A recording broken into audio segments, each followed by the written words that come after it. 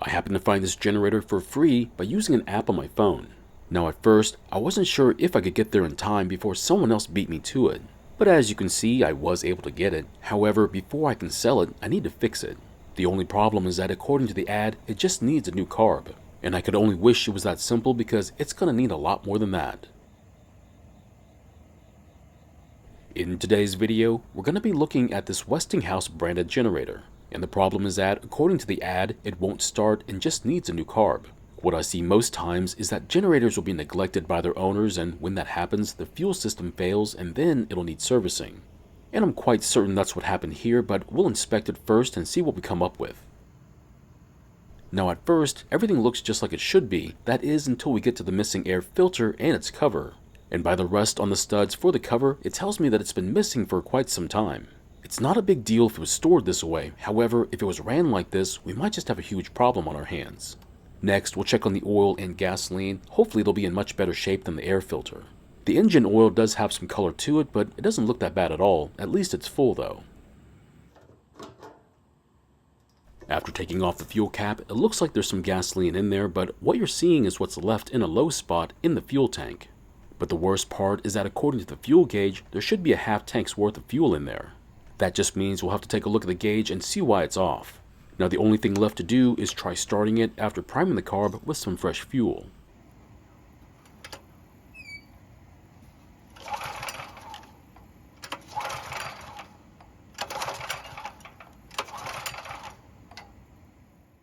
So unfortunately, it didn't even try and start. Now I have to wonder if we're missing spark. Now to see if the ignition system is still working, I'll use my spark checker on the wire for the spark plug. Now because of how the generator is designed, filming the repairs is really tough to do, and part of that reason is because the fuel tank is in the way. So to make it easier, we'll just take the fuel tank off the frame before we start working on it. Of course, that means we'll need to disconnect all the lines from the fuel tank as well. Just to let you know, there is an extra fuel line under the fuel tank that's part of the emissions system. This one caught me by surprise because this is not something you see on the older machines. Now because the petcock for the fuel line hangs down from the fuel tank, we'll need to take this part of the frame off for clearance. But of course, you are welcome to try it your own way, just don't be surprised by the lack of space. And with a good view of the spark plug, we'll disconnect the wire and install the tester in line with it. This was harder to do than I thought it was going to be because of the metal shielding covering the engine, but I think I got it.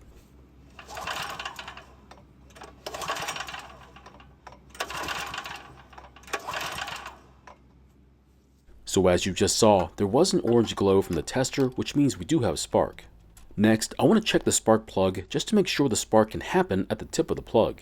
And what we find is really interesting. The plug looks to be brand new at the tip, but the outside looks like it's been there for quite a while. I can't explain what happened here, but I'm certain that the plug should work. Next up, I want to confirm that the engine is not worn out by using a compression tester. Now most times, you can just slowly pull on the rope and feel how much the engine is fighting back. But because the generator is attached to the engine, it makes it difficult to tell. We do have one problem though, and that is the compression release that's working while using the rope. That means we're going to get an inaccurate reading of the compression while using the rope, but let me show you what I mean.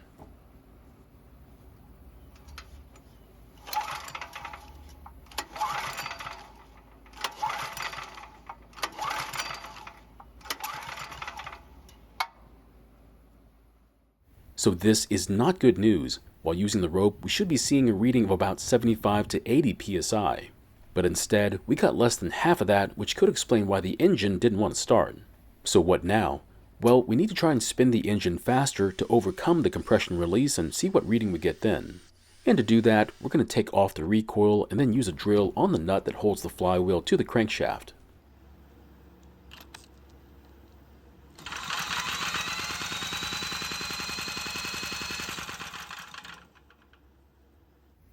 And as you can see, the reading is about double of what we got the first time, but it's still not good. I was hoping to see a reading of about 130 to 150 psi, which would tell us that the engine was healthy. Unfortunately, that may not be the case here, but I would like to inspect the valve clearances first before making a call. Now, strangely enough, the valve cover was loose, which gives me a feeling that someone else has already been in here. And with the help of a long screwdriver, we're going to put the engine on top dead center on the compression stroke. Now doing it this way instead of my typical way allows us to inspect and adjust both valves without having to rotate the engine. The screwdriver helps us to visualize when the piston is moving up or down and when it's at the upper part of its travel in the cylinder. So in this position, both of the rocker arms should be loose, which they are. Next, we'll see how a 5/1000th of an inch feeler gauge fits in the clearance between the arm and the valve. And after putting it into the clearance, it turns out it is a bit too loose, meaning we'll need to adjust it. We'll do the same thing to the other arm, and it turns out it's a bit loose as well. Now to make these adjustments, we'll have to loosen the smaller jam nuts on both arms while holding the larger adjusting nuts. Now to close up these clearances, we'll be turning the nuts clockwise while moving the feeler gauge until it almost gets stuck. Then while holding the adjusting nut from moving, we'll then tighten the jam nut to lock in our setting. After that, we'll do the very same procedure to the other arm as well. But after finishing our adjustments, I then noticed the amount of debris that made its way into the engine from not having the air filter in place. If you didn't know it, this is not what you want to see inside your engine.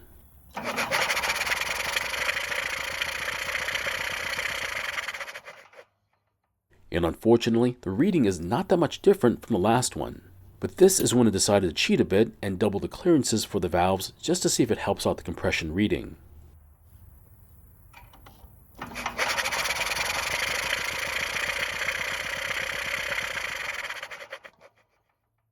And as you can see, there was a slight increase in the reading, but will it be enough to get the engine started? Now the reading before this one was on the border of being able to start, so I'm hoping the extra 15 psi will help out, but I'm not holding my breath. Just keep in mind that an engine needs to compress the air-fuel mixture for it to run, so if the compression is low, the engine is very unlikely to run.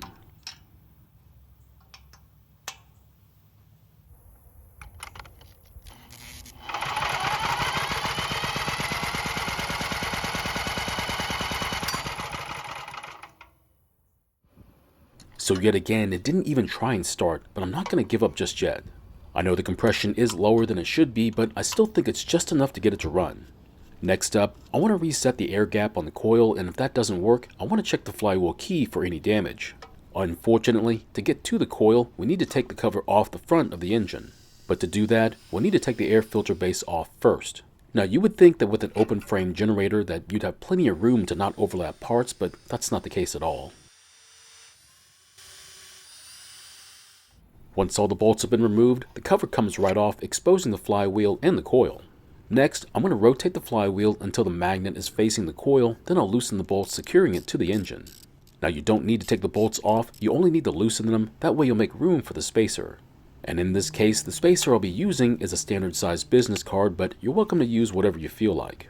While applying force to the coil to keep it against the flywheel, we'll then tighten the bolts and then carefully remove that card. And once we confirm that the flywheel won't make contact with the coil, we'll then put some fuel into the carb and then try starting it.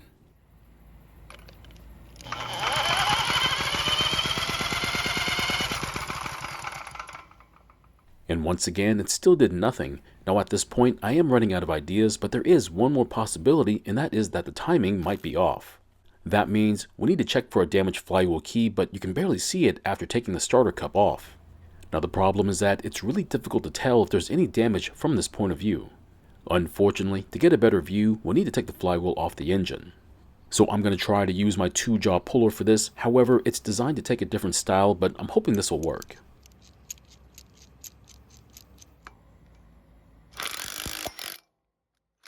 And surprisingly, it had just enough grip on the outer edge to be able to pull the flywheel free from the engine.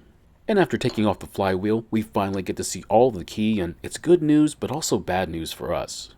The good news is that the key wasn't damaged, so the timing was correct, and it's not the reason why the engine isn't starting. But the bad news is that it's pointing to the low compression as to the real reason why this engine won't start. So what caused the engine to have low compression then? Well, unfortunately, I think they ran the engine without the air filter for quite a long time. That meant dirt and debris was able to get inside the engine and could have damaged the rings and even the cylinder. And on top of that, there was even dirt inside the oil galley through the open PCV system, which didn't help either. Another way you can tell is by the amount of rust that's on the studs for the air filter cover. Not to mention the layer of dirt covering the filter base. The cover's been missing for quite a long time. So what's the plan for this generator then? Well, that's a pretty good question. There is the possibility that we could replace the rings and hone the cylinder to restore the engine compression. However, there is one huge problem with that, and that is parts availability. If you didn't notice, this is not a name brand engine, which means parts for it could be difficult to find. And even if they were available, making sure that the parts will work on the specific clone will be risky. I certainly don't like the idea of taking an engine apart only to struggle to find the parts I need for it. I want to make sure that I can find the parts, and if I do find them, that they're the right ones for my machine. Otherwise, it's a huge waste of time, not to mention the discouragement that comes along with it. And until then, I guess this generator will be put back into the garage until I find the motivation to fix it. So my question is, what would you do with this generator? Keep it and fix it at some point, or just sell it as is for parts, or give it away to someone else to deal with it? Thank you for watching. I really do appreciate your time here. Please feel free to ask me any questions about this project or about your own projects, and I hope to see you in the next video.